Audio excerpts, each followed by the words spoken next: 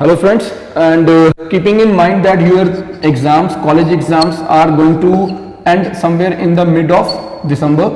So what we have planned, let's come together again, this time not for an NCERT batch, for a longer duration. We are planning to have 3 days seminar here, 14th, 15th and 16th of December, it being Friday, Saturday and Sunday. In these 3 days, what we are planning to do in the classes is, let's discuss the entire syllabus of the exam, what books are to be read, which all newspapers or magazines are to be read, how the notes are to be made, right? And most importantly, how the answers are to be written.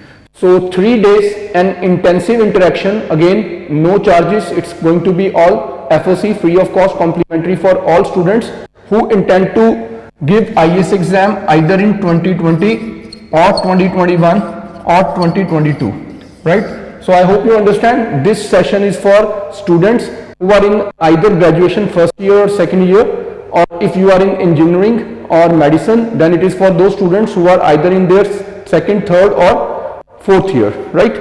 So this will be 3 days free discussion. Timing will be 5:30 to 7 p.m.